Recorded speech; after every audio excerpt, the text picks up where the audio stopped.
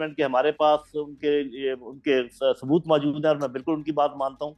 तो मुबैयन सबूत की मौजूदगी में सबसे जो आसान बात है वो ये कि खुले तौर पे उन पर उनके ऊपर मुकदमे चलाए जाए। जब आपके पास सबूत मौजूद है तो आपको छुपाने की क्या जरूरत है? आप ओपन बंद ट्रायल कमरों होना चाहिए। में, हाँ, बंद कमरों में चलाने की जरूरत ही नहीं है, और सबूत है उनके पास। लेकिन वो सबूत होंगे 15 लोगों के खिलाफ, 20 लोगों के खिलाफ। ये जब हम दहशतगर्दी की बात करते हैं ना मेरे बेटे, तो दहशतगर्द जो होते हैं उनके हाथ में बंदूकें होती हैं, तलवारें होती हैं, बारूद होता है। कि पाकिस्तान में इतनी घुटन है कि कोई भी अपनी फील्ड में खुलकर काम करने को तैयार नहीं है या कर पा नहीं रहा। तरीके से हालात से मायूस होकर घरों में ना बैठे। हम्म। जब आपके वोट डालने की बारी आए तो खुदारा निकलें और वोट डालें। क्योंकि अगर आप घर से नहीं निकलेंगे तो वो जो खला पैदा होगा, जो आपके वोट नहीं डले होंगे वो फिर कोई और डाल देगा। जैसे कहा कहा जा रहा है ये फलाना वजीर आजम है। आपको क्या पता कि वजीर आजम है? ये पोल क्या कह रहे हैं?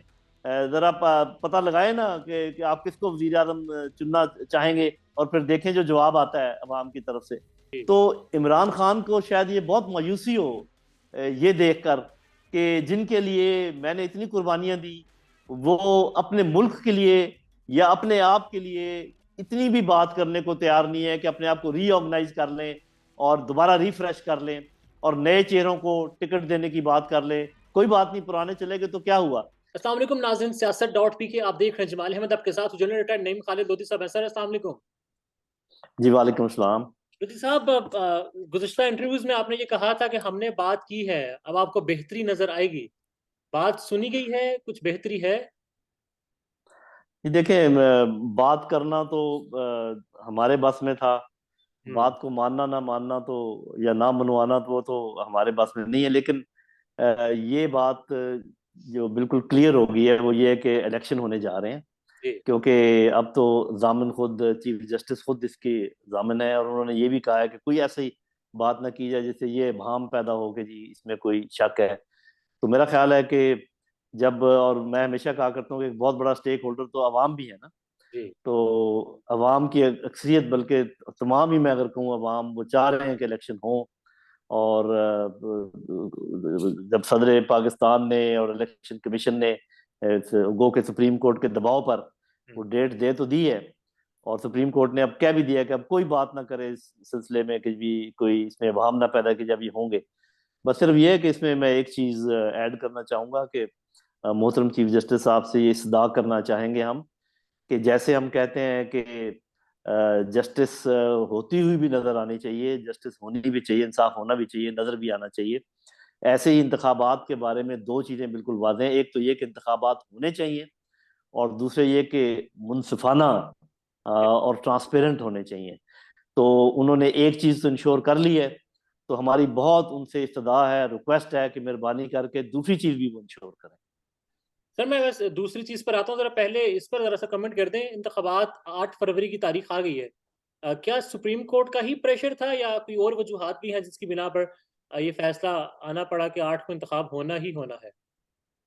जी देखिए, आपको पता है कि ये तो बात कह दी थी कि जी इंतखाबात अब होंगे। अपने सिर्फ ये बात थी कि भी कब तक ये जो सेंसस वगैरह हुआ है ये फाइनलाइज की बातें होती हैं, फिर जो मुख्तलिफ प्रोसीजर उसके होते हैं। लेकिन आपने देखा होगा कि ले तो लाल से काम लिया जा रहा था, डेट नहीं दे रहे थे। जी। हालांकि वो तो बिल्कुल करीब आते जा रहे थे। तो मैं तो ये कहूँगा कि बिल्कुल ये इसका सेहरा जो है ना चीफ जस्टिस के साथ जाता है, सुप्रीम कोर्ट के साथ जाता है। और वो जो रिलेक्टेंस थी, वो उन्होंने अबूर करवाई है, चाहे धक्के से करवाई है, चाहे जैसे भी है। लेकिन अब चूंकि हो गई है, क्योंकि पहले सदर ममलकत ने भी इस तरीके से नहीं कहा, इलेक्शन कमीशन ने भी नहीं कहा। तो मेरा ख्याल है कि, और फिर पार्टियों की डिमांड भी थी, आपने देखा होगा कि सिवाय एक बड़ी पार्टी के ज्यादातर डिमांड कर रहे थे कि जल्दी टाइम पर इलेक्शन हो, बल्कि पीपल्स पार्टी तो 90 दिन की बात भी कर रहे थे। चले बहरहाल जो कुछ भी फैसला हुआ मेरा ख्याल दुरुस्त हुआ। बाकी ये कि ये प्रेशर में हुआ या नॉर्मल हुआ वो तो फिर सबको मालूम है, कोई इसमें इतनी ढकी छुपी बात नहीं है। ज़ाहिर है, आइन के मुताबिक तो 90 रोज में हो जाने चाहिए थे। अब ये भी नजरिया जरूरत में आएगा या नहीं मालूम नहीं है। सर, साफ और शफाफ इंतखाबात बड़ा इंपॉर्टेंट है होना मौजूदा हालात में। हो जाएंगे? आपकी क्या राय है? ये देखिए, इसमें तो हम तो क्राइम से ही बात कर सकते हैं ना। हम्म। पहली बात है कि लेवल प्लेइंग फील्ड। जी। अगर मैंने आपके प्रोग्राम में पहले भी कहा था कि लेवल प्लेइंग फील्ड तो तभी होती है जब जो लोग इन्वॉल्व हैं या तो वो अंदर हों या वो सब बाहर हों। तो वो तो हमें नजर आ रहा है। फिर हमें ये भी नजर आ रहा है कि किसी को तो जलसे करने की खुली इजाजत है, और कोई जब जरा से भी किसी सिलसिले में, फलस्तीन के सिलसिले में भी इकट्ठे होने की कोशिश करते हैं तो उनको तितर बितर कर दिया जाता है। तो ये एक बात है। इसीलिए मैं कह रहा हूँ कि सब स्टेक होल्डर्स को चाहिए कि इस चीज़ पे गौर व फिक्र करें कि अब मुल्क जो है मजीद इस किस्म के किसी चीज़ का मुतहम्मिल नहीं हो सकता जिसमें किसी एक साइड को आप नज़रअंदाज कर दें। और जितने हो रहे हैं सर्वे वो आपके सामने है, मुझे उसको दोहराने की ज़रूरत नहीं है। तो वो जो इतनी बड़ी तादाद अवाम की जो ख्वाहिश है, उसको आप विश्व में तो नहीं कर सकते। तो मैं ये चाहूंगा कि तमाम जो पार्टीज जो इंतखाबात में हिस्सा लेना चाहती हैं, अबूरी हुकूमत जिसके तहत ये होने हैं, ये election commission, supreme court of Pakistan, ये सब मिलकर इस बात पर गौर व फिक्र करें कि अगर आपने लेवल प्लेइंग फील्ड ना दी और इसी तरीके से चीजें जैसे कि अभी नजर आ रही हैं, क्योंकि अब तो देखिए, अब तो अबूरी हुकूमत ये नहीं कह सकती ना जी ये हम नहीं कर रहे। हाँ। ये जो अभी भी लोगों को मिलते हैं, कोई रिलीफ मिलता है तो फौरन दोबारा उनको पकड़ लेते हैं, और कुछ नए लोगों को भी पकड़ा है। तो ये तो अभी मौजूदा जो वजीर आजम है अपने आप को इससे ये अलग नहीं कर सकते। उनसे मैं सदा करूंगा कि मेहरबानी करके एज ए अबूरी हुकूमत, एज ए न्यूट्रल हुकूमत, आप इस चीज़ को इंश्योर करें कि इस किस्म का तासर ना मिले कि किसी की पोलिटिकल परसिक्यूशन हो रही है, किसी को मुनज़्ज़म होने दिया ही नहीं जा रहा, और किसी को मुनज़्ज़म होने में मदद की जा रही है। ये नज़र आ रहा है। कोई ऐसी बात तो नहीं है कि आपको ना पता हो या मुझे ना पता हो। तो इस तरीके से तो ये कंट्रोवर्शियल हो जाएंगे, बैरूनी दुनिया भी इस पर थू थू करेगी, अंदर से भी ये माने नहीं जाएंगे। तो फिर तो मामला वैसे ही चलेगा जैसे पहले चल रहा था। और ये मैं बता दूं आपको कि जब तक पॉलिटिकल स्टेबिलिटी नहीं होती, यहाँ पर कोई इन्वेस्टमेंट नहीं आने की। आपने देख लिया कि कितने वादे वहीद हुए हैं, लेकिन अभी तक कोई आपको आसार नजर आए हैं कि किसी ने बहुत बड़ी इन्वेस्टमेंट की हो, बाहर से या अंदर से? किस चीज का इंतजार कर रही है दुनिया? किस चीज का इंतजार कर रहे हैं हमारे अंदर के लोग और बाहर के लोग? पॉलिटिकल स्टेबिलिटी का। और पॉलिटिकल स्टेबिलिटी कैसे आएगी? जब इंतखाबात ऐसे हों कि हमें भी मंजूर हों, अवाम को मंजूर हों, यानी कि मुल्क के अंदर जो लोग हैं और मुल्क के बाहर जो लोग हैं उनको भी वो नजर आए कि ये सही शफाफ इंतखाबात हैं। और तो अब मेरा आप ख्याल है कि इसके बगैर गुजारा भी नहीं है। और मुझे अंदाजा है कि ऐसा ही होएगा, होगा इंशाल्लाह। ये गो कि अभी अभी तक मैं ये कहूंगा कि मुझे वो आसार नजर नहीं आ रहे जिसपे मैं ये कहूँ कि ये शफाफ होंगे या लेवल प्लेइंग फील्ड आगे होगी। आगे बेहतरी की उम्मीद है, मगर मैं इस तरफ आ रहा हूँ कि जब से इलेक्शन की तारीख का ऐलान हुआ उसके बाद से तहरीक इंसाफ के लोगों पर सख्तियां मजीद बढ़ी हैं। असद कैसर, उनकी मुज़ाकराती जो सियासी कमेटी है उसके सरबराह थे, वो गिरफ्तार कर लिए गए हैं सर। जी देखिए, अब बात यह है कि ऐसी चीजें जो आपको भी नजर आती हैं, मुझे भी नजर आती हैं, तो जिनको नजर आनी चाहिए, अभी मैं इशारा अपनी हायर जुडिशरी की तरफ कर रहा हूँ कि अगर उनको ये साफ नजर आ रहा हो, मिसाल के तौर पे, कि जमानत दर जमानत के बाद पकड़ाई पकड़ाई दर पकड़ाई हो रही है, और इन हालात में भी जबकि अभी इलेक्शन की शुरू हो जानी चाहिए, जो ना मसरूफियात, उसमें भी आपको ऐसी चीजें नजर आती हैं। और फिर जब कितने लोग ऐसे हैं जो पहले गायब हुए, फिर टीवी पर आकर उन्होंने बयान दिए। तो क्या ये नजर नहीं आ रहा हमारी सुपीरियर जुडिशरी को? अगर नजर आ रहा है तो ये इससे ज्यादा जो इंटरेस्ट, अवाम के इंटरेस्ट की बात क्या हो सकती है? तो सुओ मोटो क्यों नहीं लिया जा रहा इस बात के ऊपर कि जी और क्यों नहीं ये फैसला आ जाता सुप्रीम कोर्ट की तरफ से कि वो तमाम लोग जो पहले गायब हुए और फिर वो वादा माफ गवाह बन गए, उनकी गवाहियों को नल एंड वॉइड करार दिया जाए, उनकी गवाहियां बिल्कुल ना मानी जाएं, जब तक कि वो खुद आके सुप्रीम कोर्ट के चीफ जस्टिस के सामने ये बयान ना दे दें कि ये हम अपनी मर्जी से कर रहे हैं, हमारे पर कोई दबाव नहीं है। और अगर वो ये ऐसे इस तरीके से माहौल आप बनाए, आप देखेंगे कि तमाम के तमाम लोग नहीं तो अक्सरियत इनकी मुकर जाएगी कि जी हम अंडर प्रेशर हमने ये बात की है।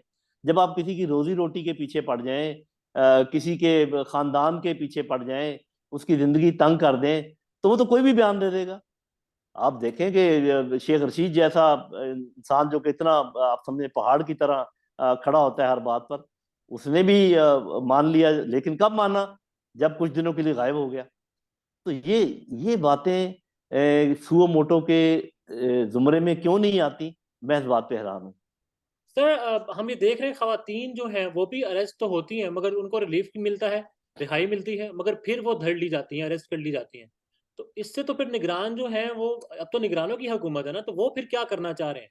वो तो फिर बंद कर रहे हैं ना, एक जमात को एक्टिविटी करने ही नहीं। जी, मेरा ख्याल है कि जो इस किस्म की वाज़ेह तौर पे बातें होती हैं, जैसे अभी आपने कहा ख्वातीन की बात है, और वैसे देखें MPO 3 के तहत, या ये तो अब वैसे ही प्रोसिक्यूशन है ना। और मैं भी हमेशा ये कहा करता हूँ कि 9 मई में जो लोग मुलव्वस हैं उनको तो जरूर करारे वाक़ की सजा मिलनी चाहिए, बड़ा। लेकिन वो कितने लोग होंगे? पहली बात तो ये कि चूंकि कहते हैं इस्टेब्लिशमेंट के हमारे पास उनके सबूत मौजूद है, और मैं बिल्कुल उनकी बात मानता हूँ। तो मुबय्यन सबूत की मौजूदगी में सबसे जो आसान बात है वो ये कि खुले तौर पे उनके ऊपर मुकदमे चलाए जाए। जब आपके पास सबूत मौजूद है तो आपको छुपाने की क्या जरूरत है? आप ओपन बंद ट्रायल कमरों होना में, हाँ, बंद कमरों में चलाने की जरूरत ही नहीं है, और सबूत है उनके पास।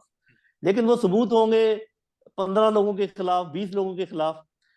ये जब हम दहशतगर्दी की बात करते हैं ना मेरे बेटे, तो दहशतगर्द जो होते हैं उनके हाथ में बंदूकें होती हैं, तलवारें होती हैं, बारूद होता है। चाहिए। दहशतगर्द जो ऐसे नहीं आते कि भाई इकट्ठे हो गए किसी जगह एहतजाज करने के लिए, लेकिन उनके अंदर जरूर ऐसे एलिमेंट शामिल होंगे। और मैं ये इस बात की तायद करता हूँ, मानता हूँ कि उन्होंने बहुत गलती की है कि अपने आप को अफवाज पाकिस्तान के खिलाफ खड़ा करने की कोशिश की, या जो शोधा की निशानी है उनको डिसेक्रेट किया। उनकी तो सजाएं होनी चाहिए। तो वो जो 15-20 लोग हैं, सजा दे के फारग करें ना, और बाकियों को छोड़ दें। अगर नहीं, जैसे अभी आपने बात की है, अगर ख्वातीन को नहीं छोड़ेंगे और ये प्रोसिक्यूशन जारी रहेगी, तो एक बात जो एक कुदरती इसका नतीजा होगा वो ये है कि वो पार्टी जिसको सप्रेस किया जा रहा है उसकी पॉपुलैरिटी बढ़ती चली जाएगी, बढ़ती चली जाएगी, बढ़ती चली जाएगी। सर अब आपने 9 मई के हवाले से बात की, 9 मई में जो मुलव्विस है उन सबको सजा मिलनी चाहिए है, इसमें तो कोई शक ही नहीं है, दो राय ही नहीं है। मगर हम ये भी देख रहे हैं कि जिन जिन लोगों के नाम 9 मई के हवाले से लिए जा रहे हैं, पर्चे जिन पर हैं, जिनके हवाले से जियो फेंसिंग में उनके नंबर जा रहे हैं, वो लोग पीटीआई को जैसे ही छोड़ते हैं तो वो प्रोटोकॉल एंजॉय करते हैं। फयाज चौहान 15 मई को अरेस्ट हुए थे, उनको फयाज चौहान 9 मई के हवाले से। अब फिर कल वो प्रोटोकॉल में घूम रहे थे, मुराद रास जियो फेंसिंग में उनका नाम था, पीटीआई को छोड़ा और अब वो आजाद घूम रहे हैं।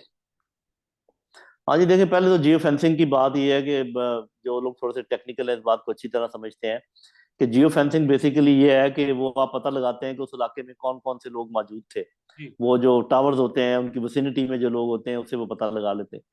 लेकिन वहाँ कोई सौदा सलफ लेने भी जा सकता है। जो लोग उस इलाके के रहने वाले हैं, छौनी के रहने वाले हैं, कैंट के रहने वाले हैं, वो वहाँ पर राहत बेकरी है वहाँ पर, और वहाँ पर बाजार है साथ ही, उधर कहीं आ सकते हैं। तो जियो फेंसिंग तो कोई इतना वो मेरा ख्याल ऐसी चीज नहीं है कि जिसकी बुनियाद पर आप किसी पर मुकदमा कायम कर सकें।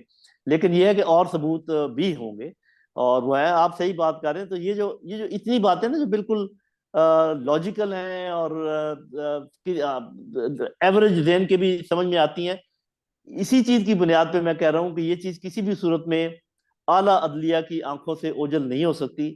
और अगर उनको ऐसा महसूस हुआ, किसी भी, बल्कि किसी भी अदालत को अगर ये महसूस हुआ कि इसी के साथ का बंदा जिसने यही काम किया हुआ है वो किसी वजह से बिल्कुल छोड़ दिया गया है, और वो जो साथ नहीं छोड़ रहा उसको नहीं छोड़ा जा रहा, तो ये सारी चीजें, इसी मैं बार बार इसी का तो आदा कर रहा हूँ कि हम एक ऐसे मुल्क में रह रहे हैं कि खुदा न खास्ता ऐसा ना हो कि दुनिया उंगलियां उठाए कि जी ये जो हमें नजर आ रहा है, अंधों को भी नजर आ रहा है, ये इनके जो इंसाफ करने वाले इदारे हैं उनको नजर क्यों नहीं आ रहा। सर फिर सोच क्या है, एस्टैब्लिशमेंट की सोच क्या है, एस्टैब्लिशमेंट के बड़ों की सोच क्या है इस वक्त? पीटीआई के तो बिल्कुल दीवार के साथ है। जी देखिए, मुझे तो मालूम नहीं है कि सोच क्या है, क्योंकि आप किसी के दिल में तो नहीं जा सकते। लेकिन ये बात तो मैंने आपके प्रोग्राम में पहले भी कही है और मैंने अपने तरफ से पहुंचाई भी है। क्योंकि मैं तो खैर खा हूँ, मैंने हमेशा कहा है कि मेरी प्रायोरिटी है पाकिस्तान, अफवाज पाकिस्तान, उसके बाद कोई और। लेकिन पाकिस्तान की अच्छाई के लिए जो मैं समझता हूँ कि एक स्टेबिलिटी होनी चाहिए, पॉलिटिकल स्टेबिलिटी होनी चाहिए, उसके लिए क्या करना चाहिए, वो जो मेरे जहन में होता है वो मैं कहता हूँ। बात यह है कि अगर आपने स्टेबल गवर्नमेंट लेकर आनी है, और अगर आप चाहते हैं कि यहाँ इन्वेस्टमेंट हो, और अगर आप चाहते हैं कि पाकिस्तान आगे बढ़े, तो आपको तमाम पार्टियों को भी इजाज़त देनी पड़ेगी इंतखाबात में हिस्सा लेने की। आपको लेवल प्लेइंग फील्ड इस किस्म की देना पड़ेगी कि नजर आए कि ये लेवल है, हम्म। सब कहें कि ये लेवल है। और उसके लिए वक्त बहुत कम रह गया है, फिलहाल लेवल नहीं है। अगर इसको अगले 15 दिन 1 महीने में लेवल ना किया गया तो मेरा नहीं ख्याल कि इंतखाबात के रिजल्ट को कोई मानेगा। जो लेवल प्लेइंग फील्ड मांगते थे नवाज शरीफ साहब, उनको तो लेवल प्लेइंग फील्ड मिल चुकी है, प्रोटोकॉल मिल रहा है। और इस्लामाबाद में तो ये बातें हो रही हैं कि वो नामजद वजीर आजम है। जी देखें, आप तो, आपका शायद फार्मिंग से ताल्लुक ना हो। जब ये जमीनें लेवल करते हैं तो एक चीज होती है जिसको कहते हैं लेजर लेवलिंग। हम्म। तो नवाज शरीफ साहब के लिए तो लेजर लेवलिंग की गई है, यानी कि लेवलिंग की इंतहा जिसको कहते हैं वो। तो ठीक है, अगर वो उनके साथ कोई ज्यादती हुई थी और अभी लेवल उनके लिए कर रहे हैं, लेकिन ये नहीं हो सकता कि किसी एक को पहाड़ पे चढ़ा दें और किसी दूसरे को लेवल प्लेइंग फील्ड खेलने दें। तो फिर तो ना क्रिकेट हो सकती है, ना फुटबॉल हो सकता है, और ना इलेक्शन हो सकते हैं। और फिर अवाम अवाम किस हद तक रद्द अमल देगी? इस वक्त तो अवाम जाहिर है, अवाम राय का खुलकर इजहार भी नहीं कर पा रही। एक जमात जलसे जुलूस नहीं कर सकती। इवन वो किसी की हमायत में किसी के साथ इजहार यकजहती रैलियां निकालती है, जैसे आपने स्टार्ट में कहा, तो उनको धर लिया जाता है। वो जमात इस वक्त बिल्कुल जो है दीवार के साथ लगाई जा रही है। उसका वर्कर, उसका वोटर जो है, उसको बिल्कुल इजाजत ही नहीं है किसी भी जगह पर जलसा जुलूस कॉर्नर मीटिंग कुछ भी करने की। ऐसे में इलेक्शंस अगर हो जाते हैं तो फिर स्टेबिलिटी तो नहीं आएगी। और फिर हाँ क्या जी। ये तर्ज की हुकूमत या फिर देख रहे हैं इलेक्शन के बाद? नहीं देखें, फिर तो फायदा नहीं है ना। फिर तो जैसे हुकूमत पहले चली है 18 महीने, या अभी ये जैसे चल रही है, इसी तरीके से चलती रहेगी। और फिर पाकिस्तान भी ऐसे ही चलता रहेगा, खुदा न खास्ता। और मैं नहीं चाहता कि ये पाकिस्तान ऐसे चले, क्योंकि आप ये देखें, ये जितने जब पूरी कौम का मोराल डाउन होता है ना, हम्म। तो उससे फिर ये ऐसे मामला भी, जैसे आपकी क्रिकेट की टीम है या और जैसे हम मुख्तलिफ शोबों में कुछ आगे बढ़ नहीं पा रहे, ये आप याद रखें कि ये मेरा तजिया ये है कि ये हम सब के जहनों के ऊपर इस चीज का तनाव है कि पाकिस्तान में इतनी घुटन है कि कोई भी अपनी फील्ड में खुलकर काम करने को तैयार नहीं है या कर पा नहीं रहा। इस घुटन को दूर करेंगे, बाहर आएगी, ताज़ा हवा चलेंगी, खुशबुएं आएंगी, लोग अपनी मर्जी से लोगों को इलेक्ट करेंगे, इन्वेस्टमेंट आएगी, फौज और अवाम मिलकर आगे चलेंगे, हाथ में हाथ डालकर दुश्मन की आंखों में आंखें डालकर उनका जवाब देंगे अगर किसी भी थ्रेट का। लेकिन अगर इस तरीके से हम टूट फूट का शिकार रहे तो सबसे ज्यादा फायदा तो दुश्मन उठाएगा। लेकिन मुझे अपने अवाम के ऊपर बहुत उम्मीद है कि एक, बल्कि मैं पैगाम देना चाहूंगा कि किसी भी तरीके से हालात से मायूस होकर घरों में ना बैठें। हम्म। जब आपके वोट डालने की बारी आए तो खुदारा निकलें और वोट डालें। क्योंकि अगर आप घर से नहीं निकलेंगे तो वो जो खला पैदा होगा, जो आपके वोट नहीं डले होंगे वो फिर कोई और डाल देगा। हम्म। तो ये काम ना होने दें। क्योंकि हो सकता है किसी जमात की या किसी की ये कोशिश हो कि ऐसा था, जैसे कहा कहा जा रहा है ये फलाना वजीर आजम है। आपको क्या पता कि वजीर आजम है? ये पोल क्या कह रहे हैं? जरा पता लगाए ना कि आप किसको वजीर आजम चुनना चाहेंगे, और फिर देखें जो जवाब आता है अवाम की तरफ से। खुल के आप ये काम और किया है। तो नजदीक तरीन भी जो पोल है जिसमें बहुत करीब ये जमातें आई हैं, उसमें भी जो जीत रही है जमात वो आपको पता है, जो नाम जीत रहा है वो आपको पता है। तो ऐसे हालात में कैसे, और कहा भी है नवाज शरीफ साहब ने, और मैं बड़ी कदर करता हूँ उनके जज्बे की, उन्होंने कहा जी हम किसी से कोई बदला लेने वाली सियासत में नहीं आए, हम सबके साथ मिलकर चलेंगे। उन्होंने एमक्यूएम से बात की है और पार्टी से बात कर रहे हैं। ये बात पीपल पार्टी भी कह रही है कि हम मिलकर चलेंगे, लेकिन पीपल पार्टी ने ये भी कहा है कि किसी जमात को बाहर रखने के हक में हम बिल्कुल नहीं है, और लोगों को बंद करने के हक में बिल्कुल नहीं है। तो अब चाहिए कि मिलकर ये तमाम पार्टियां, पाकिस्तान की अगर खैर खाई इनके जहन में है तो हमें नजर आना चाहिए कि ये लोग उस खैर खाई का मुजाहरा कर रहे हैं, और डिमांड करें इस इंटरिम गवर्नमेंट से कि MPO 3 के तहत जितने लोग पकड़े हुए हैं, खासकर जो ख्वातीन पकड़ी हुई हैं, उनको फौरी तौर पर रिहा करें। डिमांड करें कि हम जो है ना फेयर गेम खेलना चाहते हैं, हम फेयर इलेक्शन में जीत कर आना चाहते हैं, ताकि किसी को कल उंगलियां उठाने का मौका ना मिले। और उसका यही तरीका है कि जी आप तमाम खिलाड़ियों को मैदान में लेकर आए, मैदान सबका एक जैसा रखें। आप जो आपका आपका अंपायर है वो ऐसा रखें जो कि किसी की साइड ना लेता हो। मेरे ख्याल में जुडिशरी में ये अहलियत है। तो ये इंशाल्लाह हम बात आगे चल सकते हैं। और मैं एक बात और करता चलूं कि ये अगर किसी को ये जोम है या ये ख्याल है ना कि वो इस्तेमाल कर लेंगे किसी अदारे को या लोगों को, तो वो लोग भी इंसान हैं। चाहे वो रिटर्निंग ऑफिसर हो या नीचे वाले जो पोलिंग स्टाफ है। तो अगर किसी को ये ख्याल है कि उनके बलबूते पर कोई ये हेरा फेरी कर लेंगे, तो वो मुमकिन नहीं है, वो जमाना गया। वो लोग चुप का चुप खामोश हैं। जब वो बैठेंगे तो मेरा अपना ख्याल है कि कोई जो नीचे पोलिंग स्टेशन पर भी जो उस्ताद भी किसी स्कूल का अगर मामूर होगा, वो धांधली नहीं होने देगा।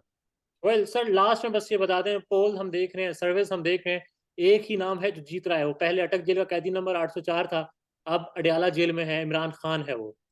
अब अगर वो जेल में ही रहता है और इंतखाब होते हैं और उसको सिर्फ लड़ने की इजाजत होती है, तो फिर अवाम और फिर आपका तज्जिया क्या है? देखिए, मेरा तजिया तो ये है कि इसमें तो कोई शक नहीं कि ठीक है, उनकी पॉपुलैरिटी अपनी जगह मौजूद है, लेकिन एक बहुत बड़ा फैक्टर मैं आपके सामने रख देता हूँ कि जमात में टूट फूट के बाद एक्सपेक्टेड ये था कि बाकी जो रही सही जमात है वो अपने आप को ऑर्गेनाइज करेगी, रीऑर्गेनाइज करेगी, और अपने किसी दमखम का इजहार करेंगे, और अपने जो जिनको टिकट देना है उनके कोई नाम सामने आएंगे, कोई लोग बातचीत शुरू करेंगे। ऐसा कुछ भी नहीं हो रहा।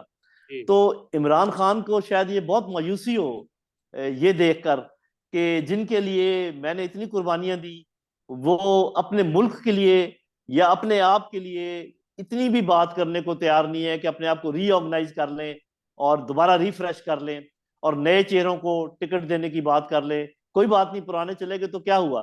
जो इमरान खान का एक फिलॉसफी है, या जो किसी भी पार्टी की फिलॉसफी अगर हो, तो उस फिलॉसफी के ज्यादा आपको करीब होना चाहिए बजाय पर्सनैलिटीज के करीब होने के। ठीक है, वो बहुत बड़े लीडर है, उनके बगैर पार्टी का वो नहीं बनता, लेकिन आप और हम क्या फिर अगर वो खुदा ना खास्ता ना ले सके हिस्सा, तो फिर हम हाथ पे हाथ धर के बैठ जाएं कि हमें अपने आप को रीऑर्गेनाइज नहीं करना चाहिए? क्या हमें कोई कोई कोई रमक नहीं दिखानी चाहिए, कोई हिम्मत नहीं दिखानी चाहिए?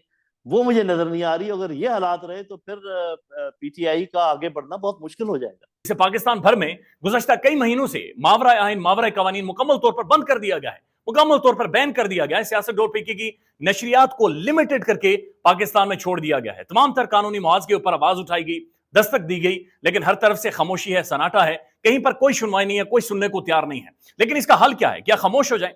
क्या सवाल ना करें? क्या मालूमात आप तक ना पहुंचाएं? क्या इंफॉर्मेशन आप तक ना पहुंचाएं? मालूमात भी पहुंचेगी, इंफॉर्मेशन भी पहुंचेगी, सवालात भी उठेंगे, लेकिन अब आपने रोल प्ले करना है, आपने अपना किरदार अदा करना है। और छोटा सा एक प्रोसीजर है, प्रोसेस है, उसके बाद आप अपना किरदार अदा करें और हमारी मदद करें। पहले आपने यह करना है कि हमारे YouTube चैनल को सब्सक्राइब करना है, उसके बाद ज्वाइन के बटन के ऊपर जाना है, क्लिक करके हमारा मेंबर बनना है। या फिर दूसरा ऑप्शन यह है कि आपने वीडियो की डिस्क्रिप्शन में जाना है, वहां पर पैट्रियन का लिंक मौजूद होगा, उस लिंक के ऊपर क्लिक करें और हमें सपोर्ट करें, हमारा हिस्सा बने, हमारी ताकत बने। ख्याल रखिएगा। अल्लाह हाफिज।